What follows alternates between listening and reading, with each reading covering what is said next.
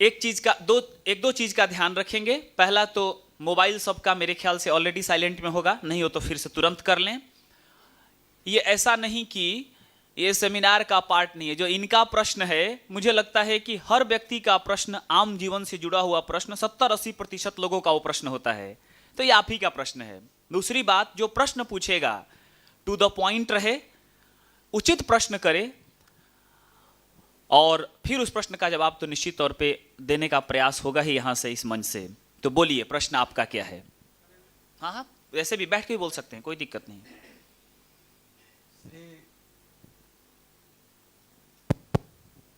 गुंजन साहब जी से एक प्रश्न है। आवाज थोड़ी। कल आप कह रहे थे स्वप्न के बारे में, तो स्वप्न केवल घटित जीवन से रिलेटेड है या भविष्य भी उसका संबंध रखता है? बहुत अच्छा प्रश्न। क्या हुआ? एक मिनट, माइक चलने दीजिए अपने। क्यों नहीं चल रहा?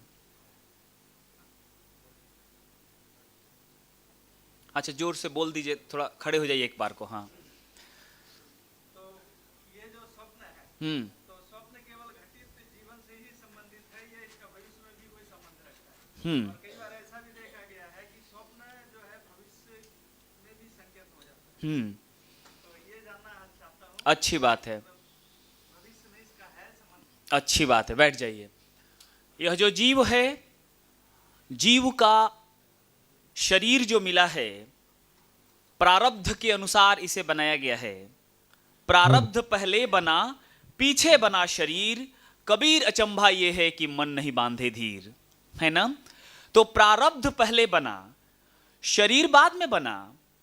तो जो आपका मन है, वो मन भी ऑलरेडी जो सैकड़ों हजारों करोड़ों जन्मों के जो संचित हैं आपके हृदय में, जो संस्कार, आपके चित्त में संस्कार, तो वह जो संस्कार है, उस संस्कार में इस जन्म का प्रारब्ध भी संचित है पहले से, है ना? तो वह प्रारब्ध के तहत बहुत सारी घटनाएं जो भविष्य में होने वाली होंगी, उसका संकेत भी यहां पर प्राप्त हो सकता है।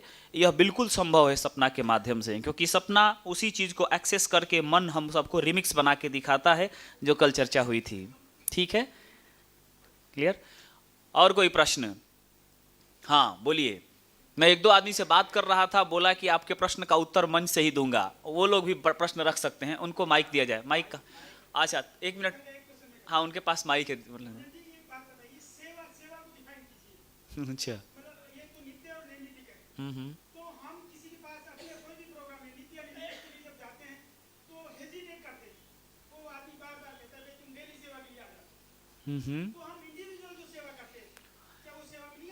क्या बात है, क्या बात है, बहुत बढ़िया। इनके लिए एक बार ताली मेरी तरफ से।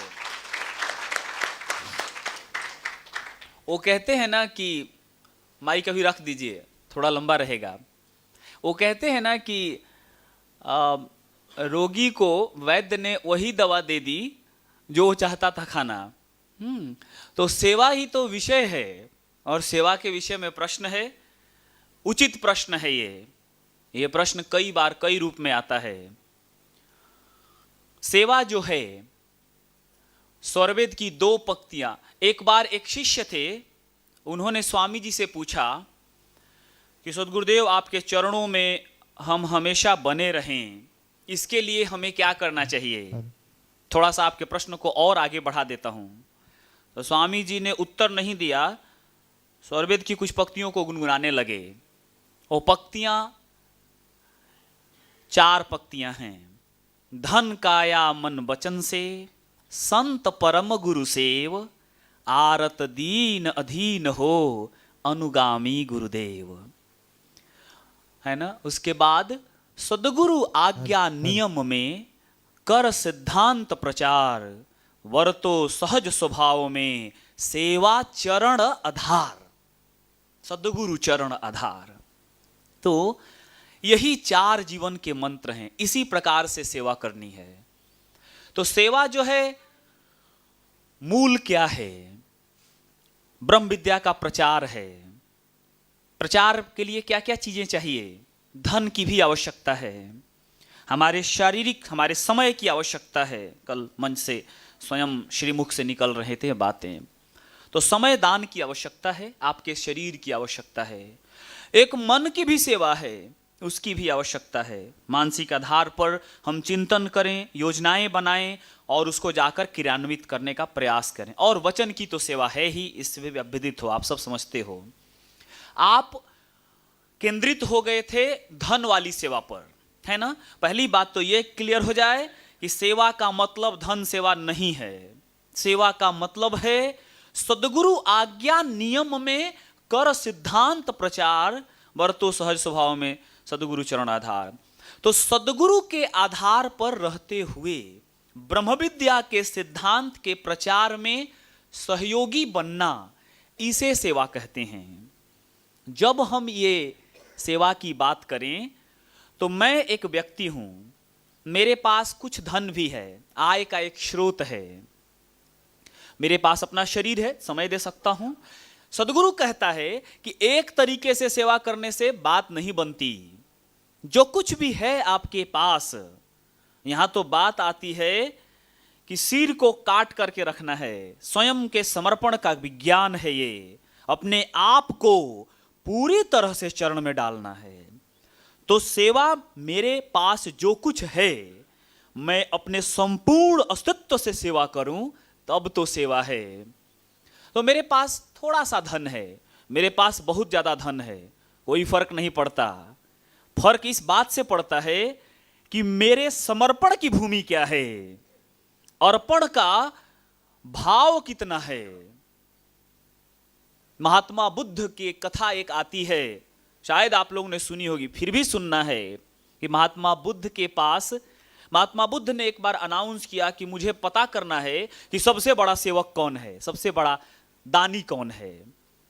तो उन्होंने अनाउंस किया, बहुत प्रचलित थे, बहुत मानते थे लोग उन्हें उन दिनों में। सभी लोग उनके पास अपना अपना जो धन था, जिसके पास आलू का खेत था, आलू बैलगाड़ी का बैलगाड़ी भर के ला दिया, जो साड़ी का दुकान खोले था, साड़ियों का महफिल ला दिया, कोई हीरे जवाहरात मोती, कोई रुपए, जिसको जो बन सकता था एकदम भर भर के लेके आया। पूरे दिन भर लोग अपना प्रदर्शन करते रहे दान की शक्ति का, सेवा की शक्ति का। और जो महात्मा बुद्ध थे वो सिर उठाकर भी नहीं देखे, अंत में उठे और चल दिए। रास्ते में जा रहे थे तो एक पेड़ की ओट से एक मैली कुचैली सी साड़ी आकर के उनके चेहरे पर गिरी, उचक गए हो, ऐसे आके यहाँ पे पड़ा। तो पेड़ की ओट से ही एक आवाज आती है, पतली सी, जैसे मानो कोई अबला बुढ़िया बोल रही हो। आवाज आती है कि भगवान, मैं एक अबला नारी हूं, मैं आपके सामने नहीं आ रही हूं, क्योंकि मैंने सुन रखा था कि आप ने अपने भक्तों से, सेवकों से कहा था, आदेश दिया था कि जो है उन्हें दान करना है। मेरे पास बस यही एक साड़ी थी जो मैंने अभी आपके ऊपर दिया है, आपके ऊपर डाला है, इसके अलावा मेरे पास कुछ था नहीं, मैं वस्त्रहीन हूँ, इसीलिए आपके सामने नहीं आ सकती। हे भगवान, मेरी इस अबला नारी के इस तुच्छ भेंट को स्वीकार करें।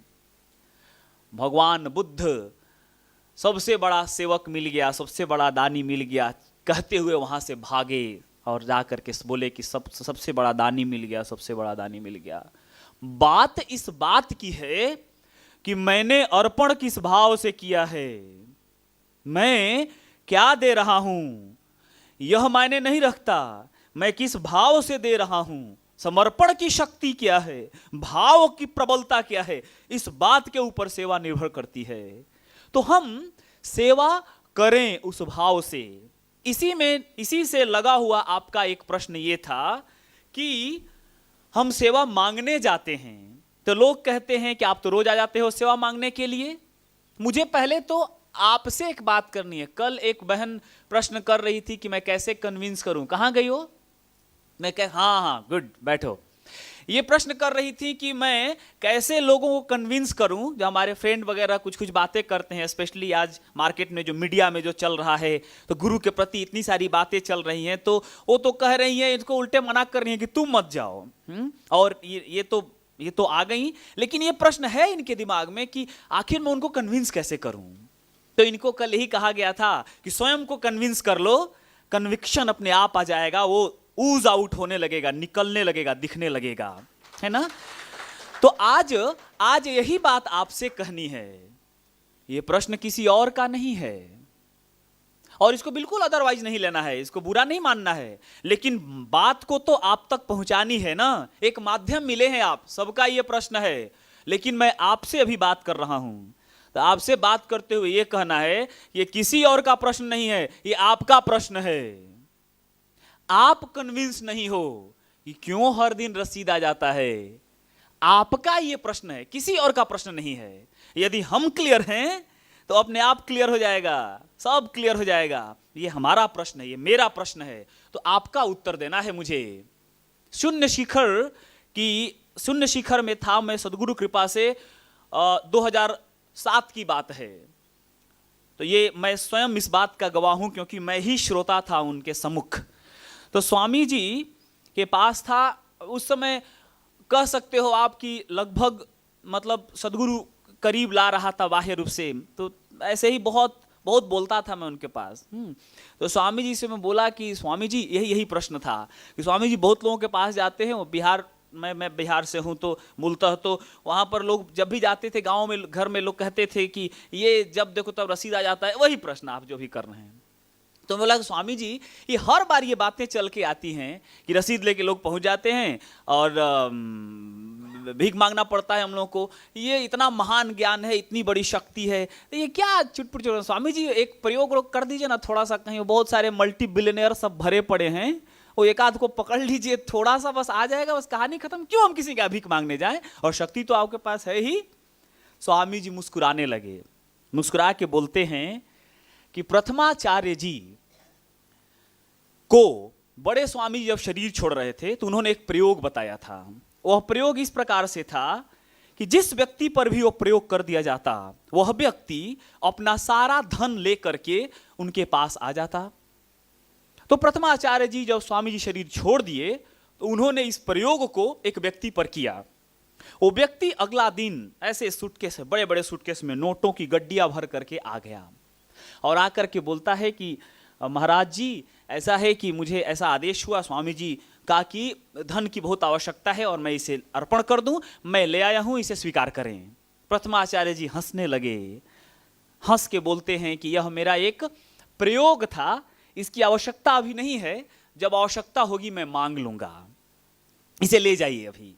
और वो व्यक्ति लेके चला गया। याद रहे ये उन पलों की बात है जब आश्रम के पास एक कार भी नहीं थी, है ना। ये उन पलों की बात है जब कहने के लिए आर्थिक स्थिति ऐसी थी आश्रम की कि जब 2 रुपए बचाने के लिए सदगुरुदेव पैदल चला करते थे। ये उन पलों की बात है। हमारे पास बहुत सारे वरिष्ठ गुरु भाई बहन हैं, वो सब इस बात के चश्मदीद गवाह हैं। हम लोगों ने अपनी आंखों से नहीं देखा है, लेकिन उसे इतनी बार इतनी तरह से देख सुन चुके हैं कि उसको प्रमाण की आवश्यकता नहीं है। उन पलों में वो कैसा गुरु था कि कोई धन लेकर आया है उसे लौटा दिया। ये मैं अपनी तरफ से जोड़ के कह रहा हूं। स्वामी जी इतना बताए थे कि वो व्यक्ति पूरा अपना धन लेकर आ गया। प्रथमाचार्य जी हंसते हुए बोले कि यह मेरा आध्यात्मिक प्रयोग था, ले जाइए इसे, इसकी अभी आवश्यकता नहीं है, बाद में जब आवश्यकता होगी मैं मांग लूंगा, ऐसा कह के उसे लौटा दिए। और उसके बाद स्वामी जी बोलते हैं वर्तमान सदगुरुदेव, सदगुरु स्वतंत्र देव जी महाराज, उसके बाद बोलते हैं एकदम ऐसे ही आंख बंद के एकदम तन करके, और वही प्रयोग प्रथमाचार्य श्री ने शरीर छोड़ने से पूर्व मुझे दिया है। यही लाइन था उनका। तो मैंने कहा कि जी स्वामी जी वही तो, मैंने कहा एकदम यही वही तो क्यों नहीं किसी पे कर दिया जाए, वो बहुत सारे बिल गेट्स वगैरह सब घूम रहे हैं, एक आध पकड़ लिया जाए। यही बोला मैं, स्पष्ट इसी तरह से बोला लगभग मैं। तो स्वामी जी बोलते हैं कि धन की चिंता हम क्यों करें, धन की चिंता शिष्यगण करेंगे। मेरी तरफ उंगली दिखा के बोलते हैं आप लोग करेंगे। यदि धन की चिंता हम करेंगे तो आप लोग क्या करेंगे।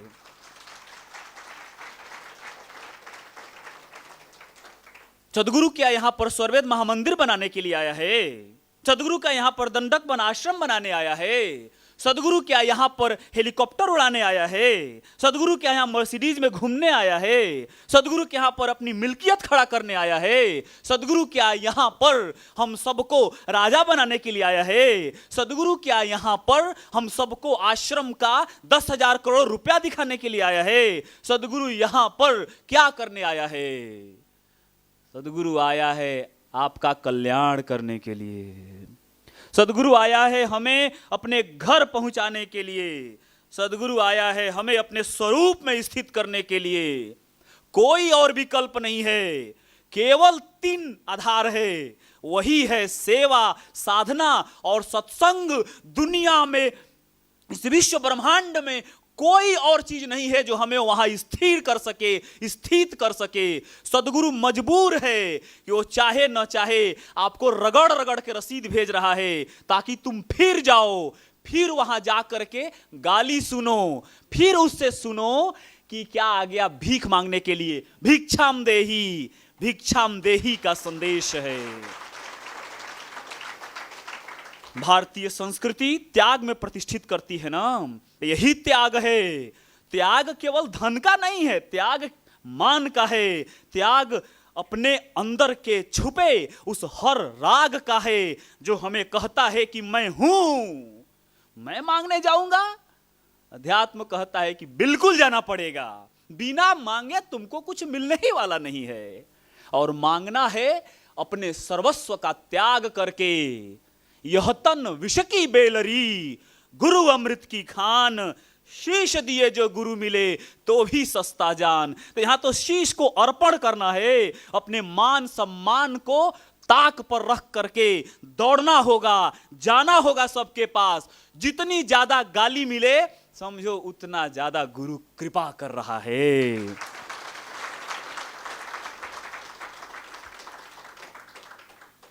ये भाषण नहीं है, यही सत्य है।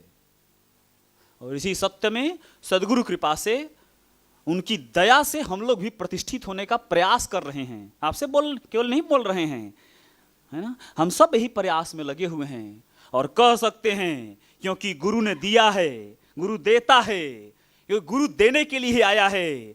हमको लेना ही नहीं आता, हमको लेना ही नहीं आता। स्वामी जी एक बार एक जगह गए थे, वहां पर एक बहुत गरीब कोई गुरु भाई थे, स्पष्ट बोल रहा हूं मैं, शब्द का प्रयोग कर रहा हूं, धन से उतने मजबूत नहीं थे।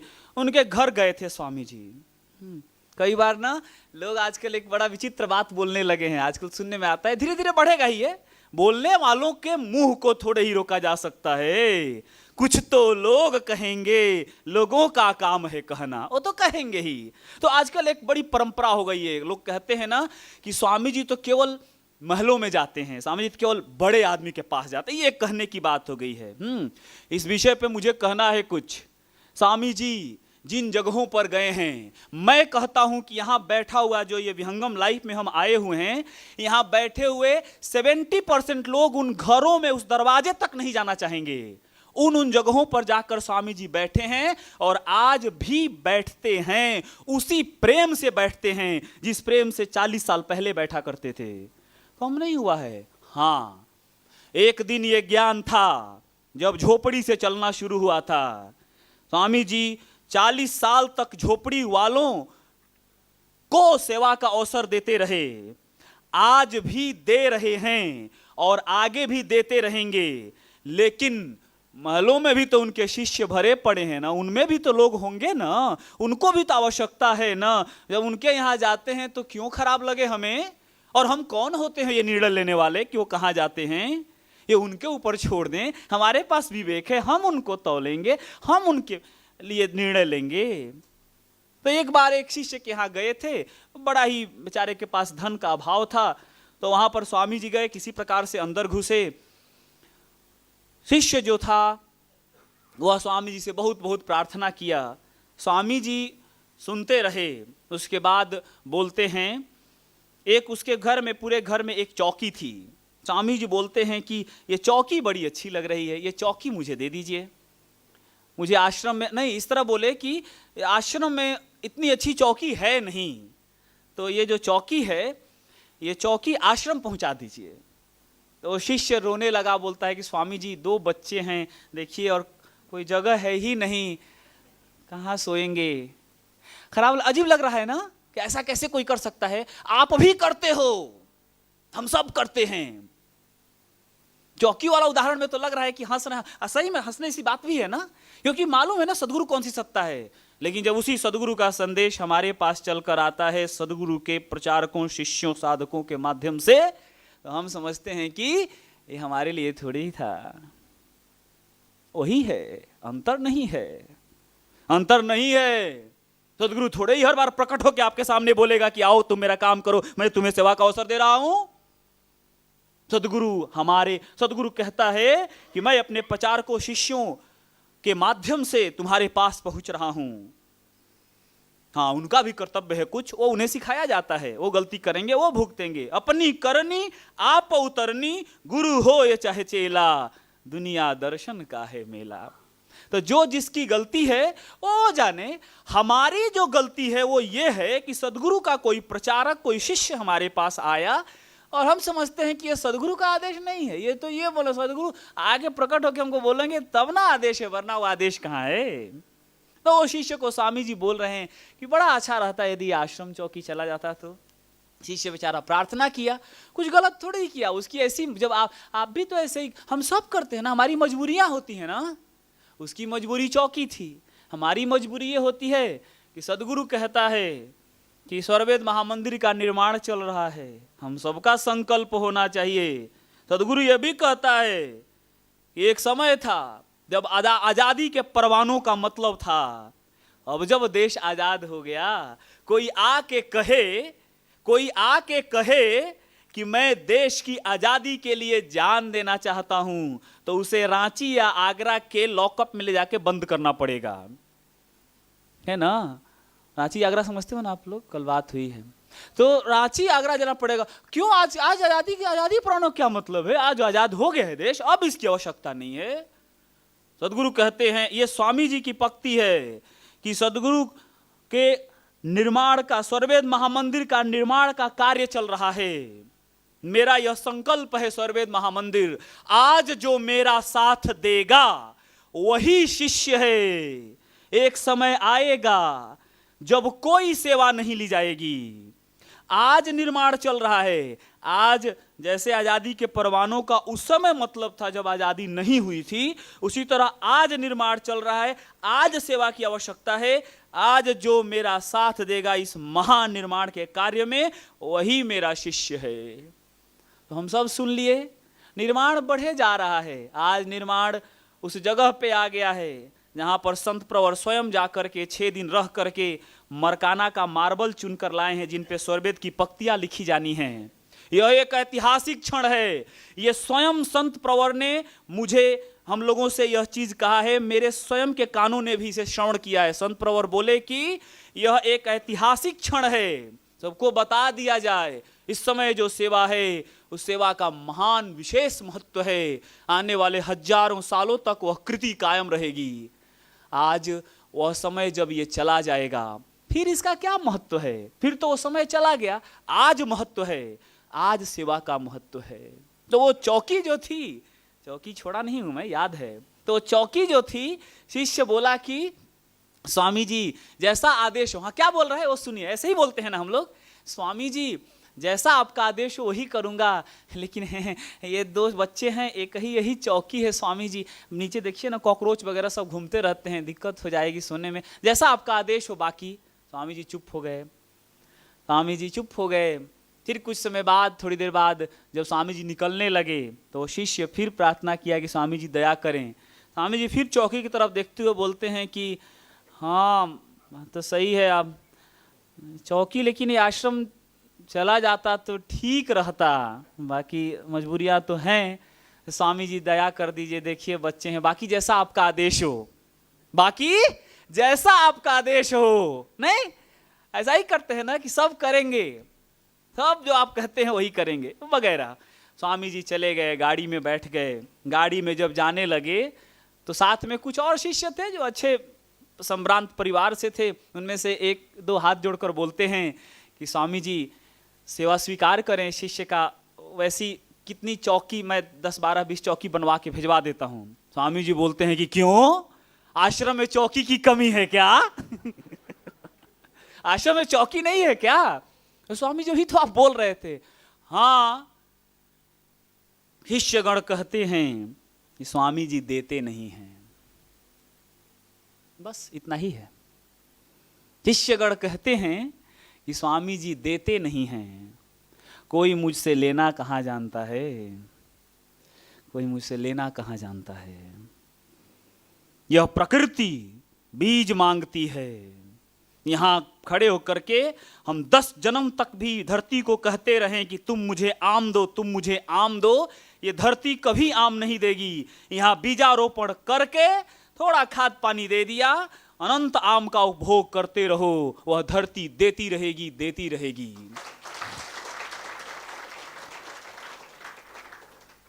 सदगुरु बीज मांगता है, वह बीज है सेवा, साधना और सत्संग, जिसमें संपूर्णता की प्राप्ति है। सेवा चाहिए, सेवा देनी पड़ेगी। सदगुरु ने यदि आपके कृपा करने का प्रण ले लिया है ना आप पर, तो आपको ऐसी स्थिति में ला देगा कि आपको करना पड़ेगा। लेकिन हम इतने खुशनसीब हो तब ना, हम इतने खुशनसीब हों और अपनी डोरी को उनको दें तब ना। हम तो अपने आप को इतना सिमटे हुए हैं कि सदगुरु कहता है कि मैं देना चाहता हूं, लेकिन क्या कहूं, कोई लेने वाला नहीं मिलता है। परमाणुओं का मटेरियल भरपूर है, लेकिन कोई लेने वाला ही नहीं मिल रहा है। शक्ति जाती है, लौट कर चली आती है, यही सत्य है। तो सेवा की बात समझ में आ गई ना? तो सेवा हमें करनी है, और 10 12 रसीद मांगिए, दौड़िए, यही काम है और कोई काम नहीं है। जितना ज्यादा लोग बोल रहे हैं उतना ज्यादा समझिए कि मेरे ऊपर कृपा हो रही है। मैं अक्सर अपने लिए कहता हूं 2 चीजें, एकदम मजा आ जाएगा, ये सुन लीजिए।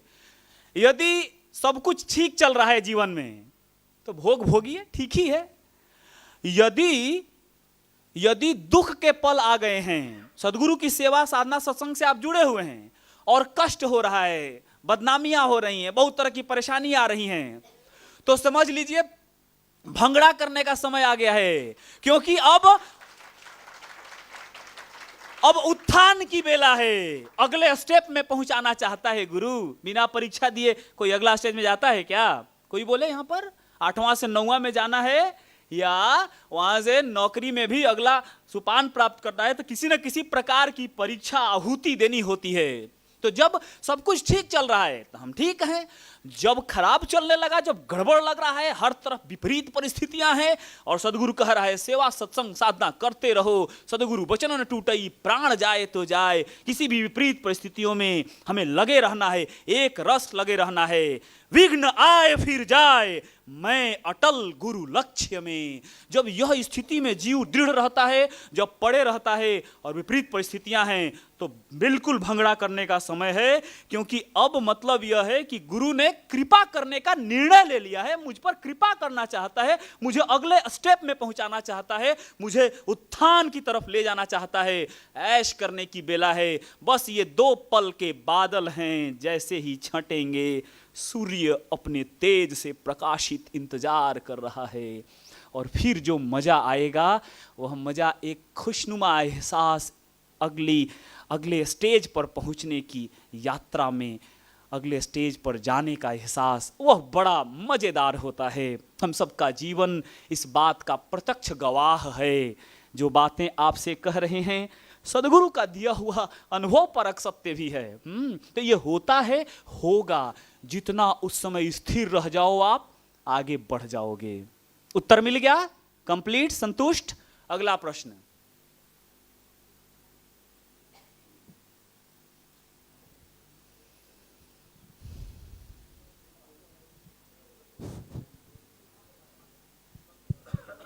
आपका बहुत बहुत धन्यवाद इतना सटीक उत्तर देने के लिए। निसंदेह जो है, जो भी गुरु भाई बहन यहाँ आए हैं, इस उत्तर को पा करके अपने जीवन को बदल सकते हैं। मेरा जो प्रश्न है, मुक्त आत्मा चेतन लोक में स्वच्छंद विचरण करती है, क्या वह मुक्त आत्मा उसी अवस्था में जड़ प्रकृति लोक में विचरण कर सकती है? दो अवस्थाएं होती हैं, माइक ले लीजिए। दो अवस्थाएं होती हैं। बड़ा अच्छा प्रश्न है, आध्यात्मिक है, बहुत ज्यादा डीप में इसमें नहीं जाएंगे, आज उसका समय नहीं है। बस संक्षेप में दो अवस्थाएं हैं। एक कहलाती है जीवन मुक्त अवस्था और दूसरी कहलाती है विदेह मुक्त अवस्था। जीव जब चौथी स्थिति में आ जाता है, जिसकी बार बार चर्चा हो रही थी, तुरीया अवस्था, वह तुरीया अवस्था में वह स्वयं के स्वरूप में स्थित हो जाता है, वह चेतन लोक का वासी हो जाता है, लेकिन अभी वो मुक्त नहीं हुआ है। फिर सद्गुरु कृपा से उसे आगे का मार्ग मिलता है, उसे मकर तार मिलता है। सद्गुरु दया करके सुरति को निरति में बदल करके उसे उसके जगह पर, उसके घर में पहुंचा देता है। इन सारी यात्राओं के बीच में उसे इस शरीर में रहना है। शरीर छोड़ने के बाद तो फिर अगला शरीर लेने का इंतजार करना पड़ेगा। जीवत प्रभु को पाए, जीवत ही में मुक्ति है, मरे पुरुष नहीं आए, मरे मुक्ति नहीं होती है। तो जीते जी वह मुक्त हो गया, जैसा कि स्वयं इस प्रश्न में आ भी गया, और इस बात को समझते भी हैं हम लोग। तो जीते जी वह मुक्त हो गया, इसे जीवन मुक्त कहा गया। जीवन मुक्त जो अवस्था है, उसमें ब्रह्म विद्या चिनगी उड़ी, लगी कर्म घर आग, कर्म वासना जल गई, चेतन चेतन जाग। तो जितने हमारे कर्म थे संचित, वो सभी जल गए। जितना भी तात्कालिक कर्म है अब होगा ही नहीं, क्योंकि अब वह ऐसी स्थिति में आ गया कि करे कर्म रहे निष्कर्मी, ऐसी जुगत बतावे, भाई कोई भोग में योग सिखावे, सोई सदगुरु संत कहावे। तो उस सदगुरु संत ने भोग में योग करना सिखा दिया। अब मेरा संचित कर्म नहीं है, अब मैं कोई तात्कालिक कर्म नहीं करूंगा, क्योंकि उस कर्म का कोई फल ही नहीं। कर्म मैं करता रहूंगा इस संसार में, उस कर्म का अब कोई फल नहीं होगा, वह फल का कारण नहीं बनेगा, फल का हेतु नहीं बनेगा। एक चीज लेकिन रह गया, वो रह गया प्रारब्ध। प्रारब्ध प्रारंभ से मिला था, वहीं से शरीर का प्रारंभ हुआ। ब्रह्म विद्या की जो चिंगारी है प्रारब्ध को नहीं जला पाती। ब्रह्म विद्या की धारा कहती है कि प्रारब्ध उसके पास इस शरीर के रहने तक बना रहेगा, तब वह उसके तहत चलते रहता है। तो उसे सामान्य जीवन में दुनिया को दिखाई देता है कि वो बड़ा कष्ट में है। ऐसा हो सकता है, आवश्यक नहीं कि वो कष्ट में हो, लेकिन ऐसा हो सकता है कि दुनिया को दिखाई दे कि वो कष्ट में है, वास्तव में वो कष्ट में नहीं है। कपिल मुनि जी का नाम सब लोग सुने होंगे, नाम शायद लेना नहीं चाहिए था, लेकिन चलिए अब ले लिए तो ठीक है। संत कपिल मुनि जी जो अब शरीर छोड़ चुके हैं, तो स्वामी जी के पास एक दिन वो गए, रादर स्वामी जी ने उन्हें बुलाया और स्वामी जी बोले कि आपका एक बहुत बड़ा प्रारब्ध भोग अभी बाकी है, उसके लिए आपको एक जन्म और लेना पड़ेगा। कपिल मुनि जी रोने लगे, बोले कि नहीं प्रभु, अब बहुत हो गया, अब मैं अगला शरीर नहीं प्राप्त करना चाहता, जो देना है इस शरीर को दे दीजिए। देख रहे हैं ना, सदगुरु के साथ शिष्य ऐसे डीलिंग करता है, सुना है कभी? आत्माओं का खेल है ये इसीलिए संत प्रवर कहते हैं कि ये जो है ना, ये अलग मस्ती है, ये अलग संसार है, ये अलग संसार है। यहाँ तो बातें ही अलग आधार की होती है, और गुरु लोग कुछ और बात करता होगा, वो आपको शब्दों के जाल में उलझाता होगा। विहंगम योग तो अपने आप को छुपा के रखता है। विहंगम योग में सदगुरु सब कुछ दे देता है, और जब पास जाइए तो कहता है अच्छा आपके साथ ऐसा हो गया, तो बड़ी अच्छी बात है, ऐसा है हमारा गुरु। तो सदगुरु कहते हैं कि आपको एक जन्म और लेना पड़ेगा। वो कहते हैं कि स्वामी जी नहीं, इनफ इज इनफ, हाँ बहुत हो गया, अब जो है जो करना है इसी शरीर के साथ कर दिए। स्वामी जी बोले कि मानते क्यों नहीं है, आपका शरीर बहुत कमजोर है, इसको नहीं झेल पाएगा। वो फिर भी रोते रहे। स्वामी जी बोले जैसी आपकी इच्छा। और यहाँ पर बहुत लोग जानते होंगे यहाँ बैठे हुए कि कुछ समय बाद उन्हें पैरालिसिस अटैक हो गया, ब्रेन हेमरेज हो गया, और उसके बाद उसी स्थिति में वो थे काफी कुछ समय तक, 6 महीने तक लगभग थे। स्वामी जी से इस बीच में हमें सौभाग्य हुआ कुछ बात करने का, स्वामी से मैं करबद्ध निवेदन पूछा कि प्रभु ये कपिल मुनि जी जिस स्थिति में थे, जैसा आपका दिया हुआ ज्ञान का प्रकाश मुझे कह रहा है, उन्हें तो यह कष्ट कैसे हो गया? तो स्वामी जी बोले कि यह कष्ट उनके शरीर को हो रहा है ना, कपिल मुनि जी तो अपनी मस्ती में मस्त हैं। ये स्वामी जी की वाणी है ऑलमोस्ट अक्षरशः कि कपिल मुनि जी तो मस्त हैं, यह उनके शरीर को कष्ट हो रहा है ना।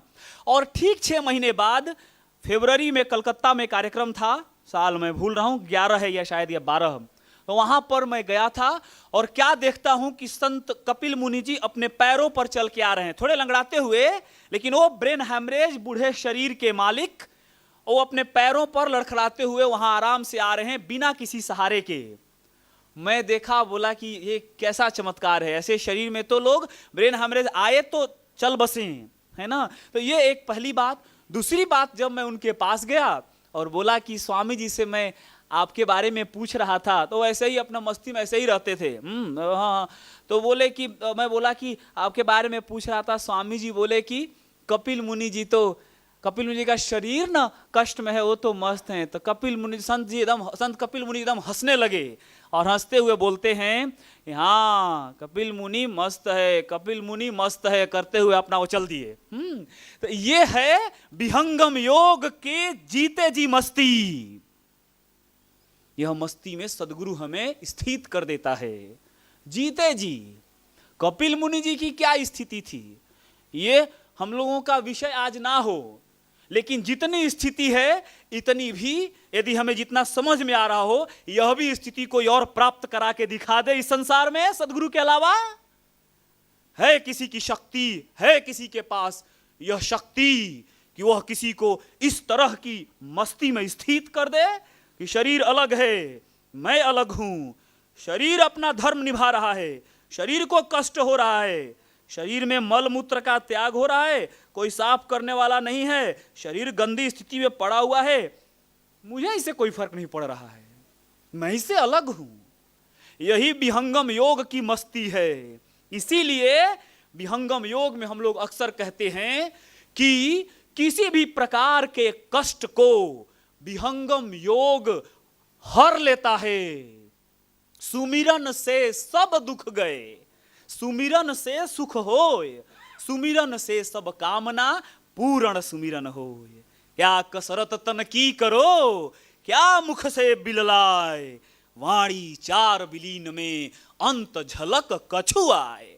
तो उसी मंडल से सदगुरु जब कार्य करता है तो हमारी स्थिति अलग हो जाती है। हम जीते जी वहां हैं, शरीर का अपना प्रवध भोग चलता रहता है, तो जीते जी भी शरीर के साथ भी वह उसी मस्ती में रहता है, और शरीर छोड़ने के बाद तो खैर वह उसी मस्ती को अपना बरकरार रखता है। ठीक है, यही उत्तर है। अगला प्रश्न, हाँ वहां दीजिए। हाँ यही थे, आप ही से मुझे बात करनी थी मन से। दीजिए इनको जरा, इनसे मन से बात करनी थी, अकेले में बात कर रहे थे, बोले चलिए आपसे मन से बात करेंगे अब। हाँ अच्छा ठीक है, बोल लीजिए। वाओ वाओ, ठीक है 2 मिनट बैठ जाइए, चूंकि रिलेटेड है इनका, ठीक ही बोल रहे हैं, इनका जवाब हम दे देते हैं। शब्दों के जाल में इतना उलझा दिया गया हम लोगों को कि हर शब्द का एक अलग मीनिंग हम लोगों को बता दिया गया है। इसीलिए जब भी हम लोग प्रवचन शुरू करते हैं ना, तो सबसे पहले एक डिस्क्लेमर डालते हैं कि भैया जो भी शब्द का मीनिंग आप आज तक जानते थे उसे कृपया कहीं बक्से में रख लें, जाते वक्त ले जाइएगा। अभी जो कहा जा रहा है उसे उस तरह से सुनिए जैसे बोला जा रहा है। विहंगम योग में सुमिरन जो है वह सुमिरन का अलग धरातल है। सुमिरन जिसको आमतौर पे बताया जाता है, कुछ संस्थाएं हैं जो सुमिरन शब्द को पकड़ ली हैं, है ना, उनका नाम लेना मैं इस मंच से उचित नहीं समझता, यह मंच बहुत बड़ा है उतने छोटे नाम लेने के लिए, माफ करेंगे। तो सुमिरन जो है ना, वह सुमिरन बाहर में नहीं होता है, सुमिरन 5 शब्दों का नहीं होता, सुमिरन निरंजन ओम सोहम शक्ति ररंग का नहीं होता। सुमिरन जो है ना वह वाणी से नहीं होता। सुमिरन के विहंगम योग में सुमिरन का एक धरातल है। सुमिरन कहाँ होता है, सुमिरन कौन करता है?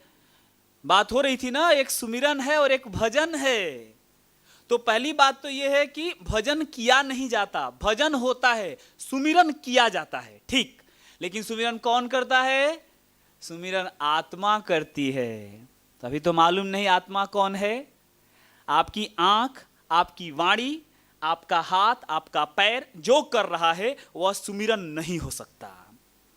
आप यदि यहां से जाप कर रहे हैं वह सुमिरन नहीं है। मैं बार बार इस चीज को कह रहा हूं क्योंकि यही मार्केट बोल रहा हूं मैं, यही फैला हुआ है कि सुमिरन मतलब यहां से सुमिरन करना है, यहां से मनन चिंतन करना है। वही सुमिरन का धरातल वहां है जब मन अपनी भूमि में लय हो जाता है तो आत्मा जो है अम्बुदीप में बैठ करके वहां सुमिरन करती है।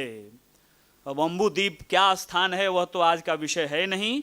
फिलहाल बस इतना कहना है कि मन को छोड़ करके, प्राण को भी छोड़ करके, निष्प्राण हो करके चेतन आत्मा अपने चेतन आधार से सुमिरन करती है। भक्त खड़ा एक द्वार पर, भई सुनाई महल में, भक्त खड़ा एक द्वार। तो वहां पर जा करके यह जो आत्मा है ना, यह गुहार लगाती है कि एक भक्त दरवाजे पर खड़ा है, दरवाजा खोल दो प्रभु। वह आत्मा सुमिरन करती है। वहां मन भी नहीं रहता, प्राण भी नहीं रहता। तो मुंह से जो किया उसका तो कोई प्रश्न ही नहीं है। प्राण भी छोड़ दिया, हाँ, प्राण भी छोड़ करके भक्ति होती है विहंगम योग में, वहां सुमिरन का धरातल है। इतना अभी के लिए मैं पर्याप्त समझता हूं। तो मैंने यही कहा कि यही कहने का मतलब है विहंगम योग का कि जो सुमिरन है वह वहां होता है घटित जहां पर चेतन स्थिति है। और उस सुमिरन में तो वही मैं अभी बात चल रही थी, वही चीज कि मुक्ति की अवस्था में क्या होता है, वहां पर आत्मा सुमिरन करती है और उस सुमिरन से उसके जीवन में कोई दुख नहीं होता, क्योंकि शरीर के दुख से वह डिटैच कर चुका है अपने को, साइंटिफिकली बाकायदा डिटैच कर चुका है, मानने वाला नहीं। जड़ अलग है, चेतन अलग है, बहुत सुन लिया। विहंगम योग क्या कहता है? ये यहां से दरवाजे से निकलो, देखो, दूर से देखो, ये तुम्हारा शरीर है, ये तुम हो। इदम पश्य, उपनिषदों की पंक्तियां कहती है, इदम पश्य अयम आत्मा। देखो, इदम पश्य, ये देखो, ये परमात्मा है, ये तुम हो। तुम अपने आधार से इस परमात्मा से, अपने पिया से मिलने चलो। वही सुमिरन है। जो आत्मा अपने आधार से अपने पिया से मिलने का, उसको निहारने का जो प्रयास करती है, वहीं पर सुमिरन घटित होता है। वो सुमिरन चल रहा है, बाहर की कोई आबो हवा नहीं है, इसीलिए कोई दुख उसके जीवन में नहीं लगता। वह सुख ही सुख में आनंद की प्रकाष्ठा तक पहुंचने का उसका अंतिम सीढ़ी वह पायदान पर चढ़ी रहती है। उसके बाद प्राप्त करके भजन शुरू हो जाता है, फिर भजन होने लगता है। क्लियर है? अजपा जाप जो है वह अजपा कहते हैं जो जपा नहीं जाता। मुंह से जो किया जाए उसे जाप कहते हैं। जो बिना किए घटित हो रहा है, मैं बस दृष्टा बन करके, श्रोता बन करके श्रवण करने की स्थिति में हूं। मैं जैसे शांत हो जाइए, जब एकदम शांत हो जाएंगे तो कुछ आवाजें सुनाई देती हैं। तो इसी तरह ब्रह्मांड में कई प्रकार की ध्वनियां हो रही हैं। आज हम नहीं सुन पाते क्योंकि हमारे पास बहुत कोलाहल है, हम बहुत नॉइज में हैं। एक बाहर का कोलाहल है, एक हमारे खुद की स्थिति में कोलाहल है। जब हम सूक्ष्म होने लगते हैं विहंगम योग की इस यात्रा के द्वारा, तो उस यात्रा में हम सूक्ष्म होने लगते हैं, अपने करीब पहुंचने लगते हैं। तो वो जो ध्वनियां जो हो रही हैं, जिन्हें अजपा कहा जाता है, क्योंकि बिना चैंटिंग के वो चैंटिंग हो रहा है, तो वो ध्वनियां हमको सुनाई पड़ने लगती हैं। तो अजपा जाप का मतलब हुआ कि मैं उन ध्वनियों को सुनने लगा जो ब्रह्मांड में गुंजायमान हैं, व्याप्त हैं। बस मैं इतना सूक्ष्म हो गया कि मैं उन्हें सुनने की स्थिति में आ गया। तो ओम है, निरंजन है, सोहम है, शक्ति है, ररंग है। इन्हें ब्रह्मांडी शब्द कहा जाता है। ये ब्रह्मांडी शब्द इसलिए कहे जाते हैं क्योंकि ब्रह्मांड में इनका गुंजन हर पल हो रहा है। हम सूक्ष्म बन जाते हैं तो सुनने लगते हैं। वही अजपा की भूमि है। अजपा को भी पार करके तब सुमिरन का धरातल प्राप्त होता है। जाप मरे अजपा मरे, अनहद भी मर जाए, सूरति समानी शब्द में ताको काल न खाए।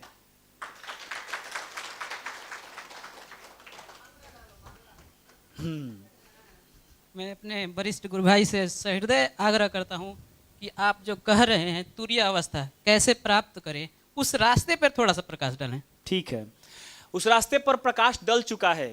अंतिम बार ध्यान से सुन लें। आज के लिए बैठ जाइए, ध्यान से सुन लें। प्रकाश डल, हाँ जरूर डालते हैं आपके लिए, एक बार क्लियर कर देते हैं ताकि जो कंफ्यूजन हो खत्म हो जाए।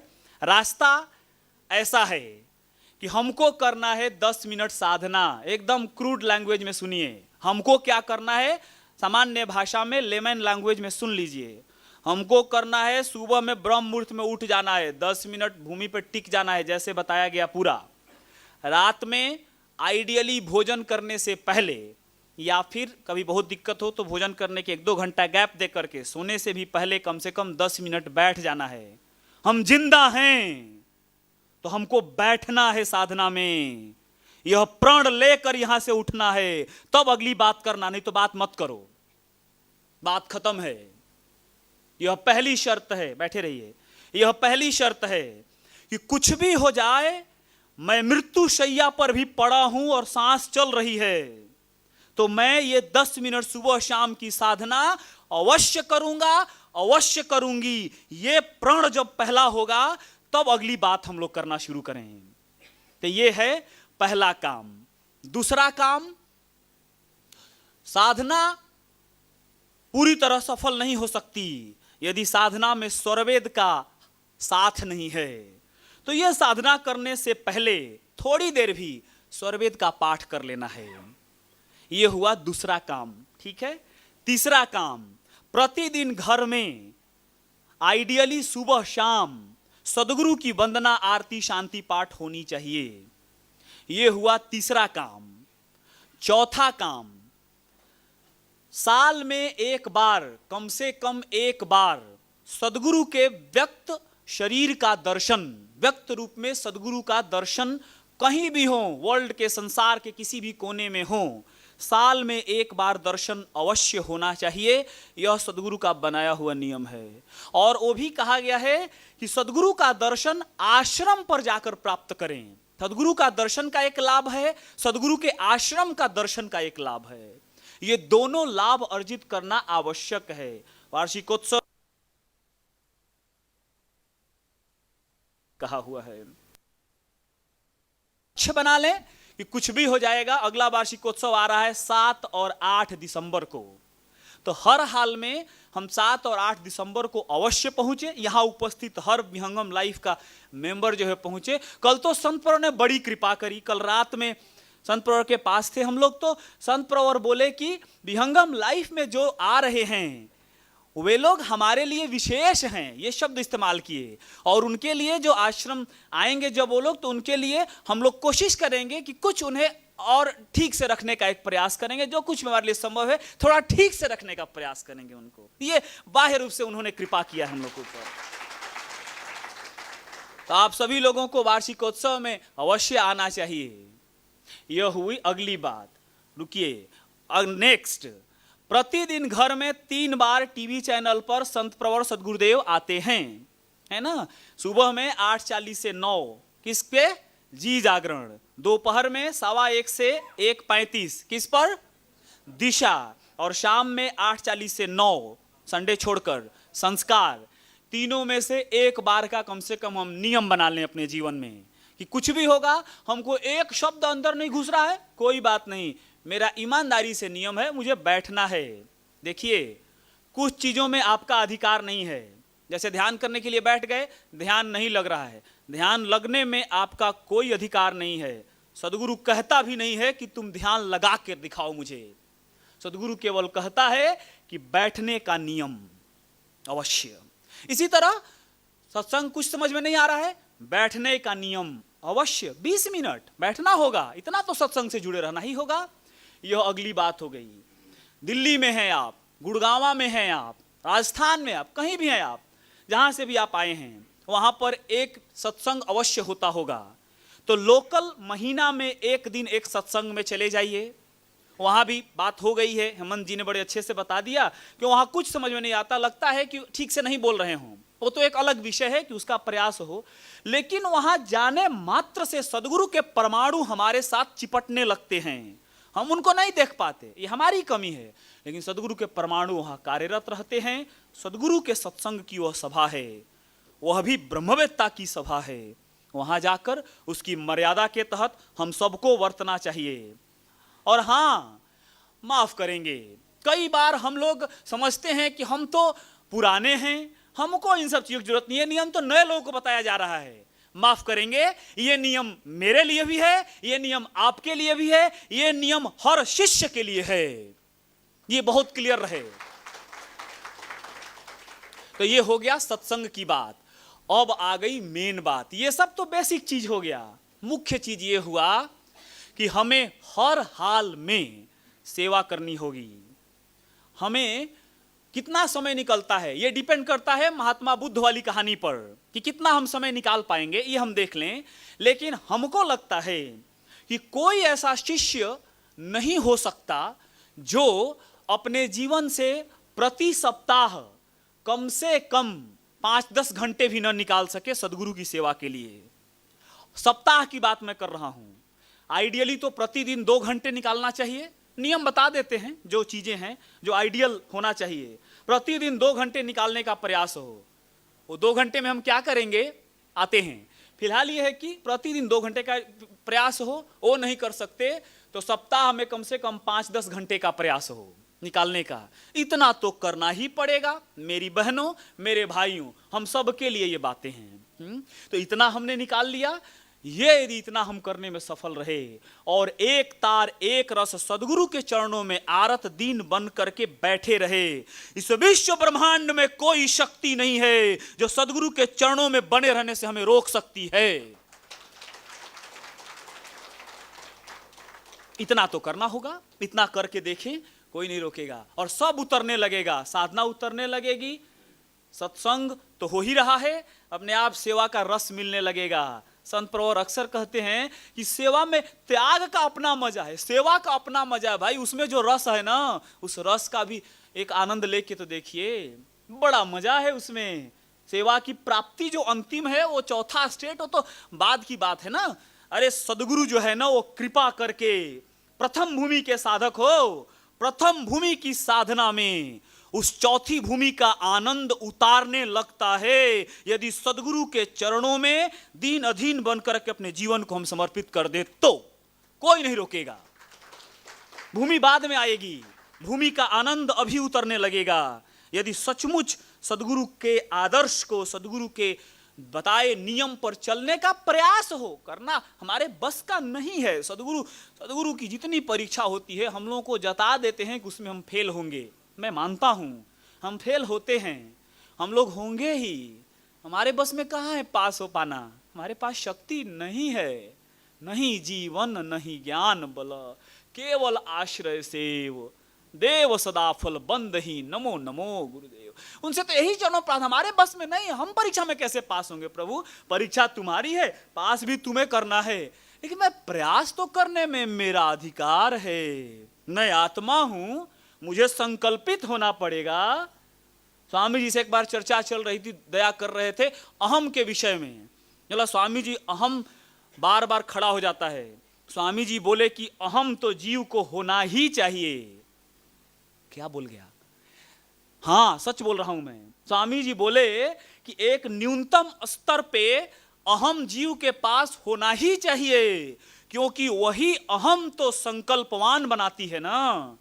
मैं संकल्प कहां से लूंगा? अहम निकल जाए तो मैं संकल्प लेता हूं कि मैं उत्तम ऐसा बनूं जैसा होए न कोई, नहीं भूत वर्तमान में नहीं भविष्य जग होए। ये मैं संकल्प लेता हूं, आत्मा संकल्प लेती है। जिसका दृढ़ संकल्प नहीं दृढ़ न उसका काज, वह कुछ कर सकता नहीं, हाथ से जाए स्वराज। ये किसकी वाणी है? स्वरवेद की वाणी है, सदगुरु की वाणी है। मैं कुछ गलत नहीं बोल रहा हूं। तो सदगुरुदेव ने कहा कि एक न्यूनतम अहम तो जीव के पास होना ही चाहिए, इसका स्तर न बढ़े, इसका हमेशा प्रयास रहे। इसके लिए हमेशा सदगुरु से प्रार्थना करनी चाहिए, लेकिन एक न्यूनतम अहम तो होना ही चाहिए। कई लोग आते हैं, कहते हैं, एक बार एक व्यक्ति आए चेन्नई में, संत प्रवर थे, वो आके बोलते हैं कि संत प्रवर, हम लोग को तो कुछ करना ही नहीं है, स्वामी जब सब प्रचार कर ही दिए हैं तो हम लोग को तो कुछ करना ही नहीं, हम लोग को क्यों करने को कहा जाता है प्रचार? स्वामी जी सब प्रचार कर ही दिए, वो तो लिखे हुए हैं। संत प्रवर कुछ नहीं बोले, बाद में बोलते हैं हम लोगों से कि ऐसे व्यक्तियों को हमारे सामने कैसे ला देते हैं आप लोग? जिसको इतना समझ में नहीं आता उसे मेरे सामने कैसे ला दिया जाता है? जड़ बुद्धि ना। अच्छा, ये कैसे कर दिया जाता है भाई? अरे प्रचार सदगुरु ने कर दिया है तो आपको क्या मिलेगा? हमको इंस्ट्रूमेंट बनना है, हमको टूल बनना है। हे सदगुरु प्रभु दया करो, मेरा इस्तेमाल कर लो, कृपया दया करो, मुझे सेवा का अवसर दे दो, इसमें विजय श्री तो आप ही देंगे। प्रचार मुझसे नहीं होगा, लेकिन प्रचार से निकलने का पुरुषार्थ तो मैं कर सकता हूं ना। प्रचार के लिए कुछ स्वाध्याय करके सीखने का प्रयत्न तो मैं कर सकता हूं ना। रसीद मुझसे नहीं कटेगा, रसीद काटने के लिए मैं निकल तो सकता हूं ना। मैं जाऊंगा तो गाली सुनूंगा तो इतना तो पुरुषार्थ मैं कर सकता हूं ना। इतनी कृपा कर दो गुरुदेव, मुझे प्रचार के लिए निकाल दो। प्रचार के लिए निकलने का पुरुषार्थ करना यही सेवा है। सेवा जो है वह प्राप्ति में नहीं है, सेवा जो है वह पुरुषार्थ में है। अपने जीव के पुरुषार्थ को ही सदगुरु अपनी शक्ति प्रदान करता है। प्रथमाचार्य श्री की वाणी है, जीव के पुरुषार्थ को ही सदगुरु अपनी शक्ति प्रदान करता है।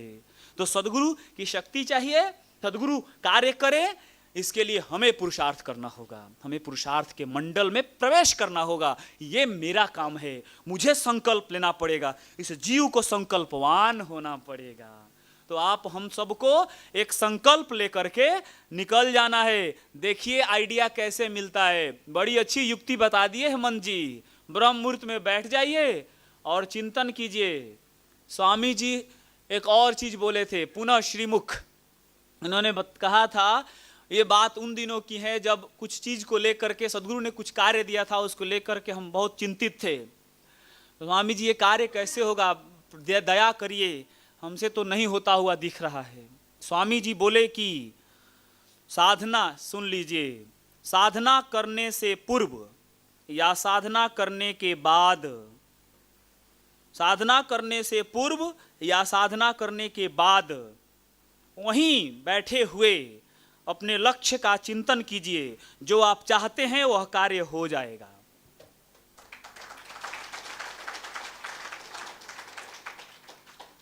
जैसा कि डॉक्टर हेमंत जी बताए, इसमें और सहूलियत हो जाएगी यदि आप ये ब्रह्म मुहूर्त में करते हैं तो लेकिन ब्रह्म मुहूर्त वाला शब्द स्वामी जी हमसे नहीं बोले थे, इसलिए मैं उसको नहीं इस्तेमाल कर रहा हूं। अक्षरशः वाणी जो है वह यही थी कि साधना करने से पूर्व या साधना करने के बाद जो आपको प्राप्त करना है उस लक्ष्य का आप चिंतन करें, वह कार्य जो आप चाहते हैं वह कार्य हो जाएगा।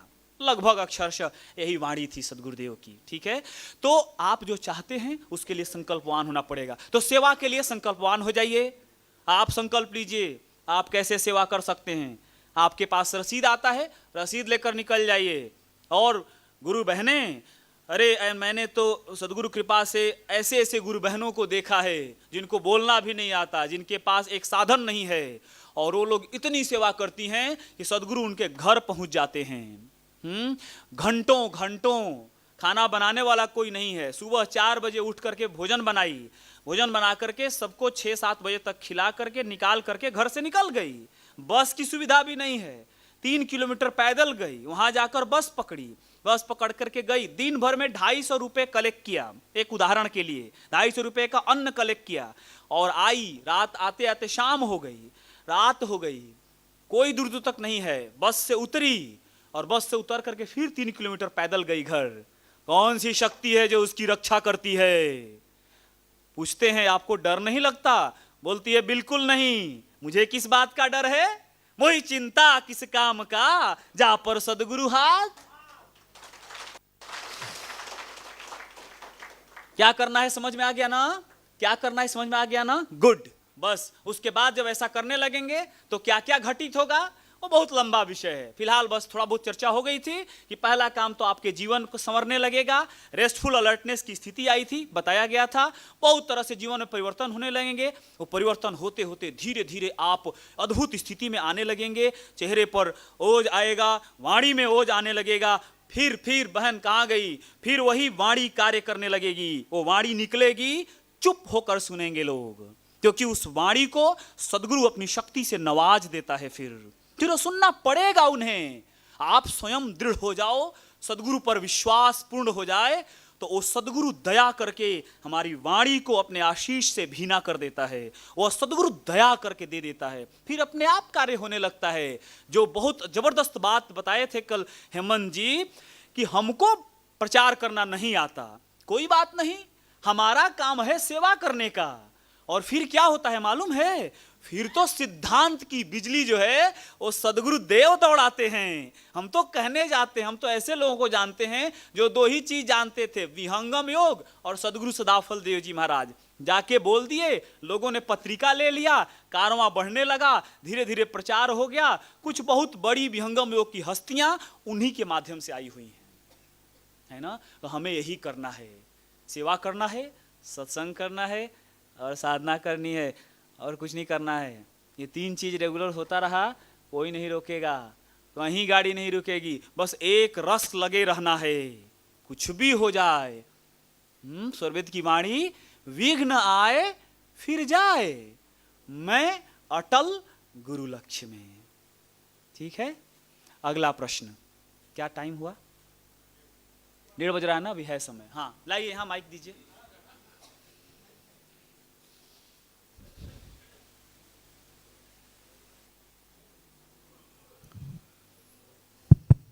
मेरा प्रश्न है कि आपने कहा कि साल के अंदर शिष्य को आश्रम में जाकर दर्शन करना चाहिए सदगुरुदेव का, और वार्षिक उत्सव में सबको सम्मिलित होना चाहिए। उसकी क्या उनके जीवन पर और आत्मा के क्या प्रभाव पड़ते हैं, उसके ऊपर प्रकाश डालिए। बहुत अच्छे।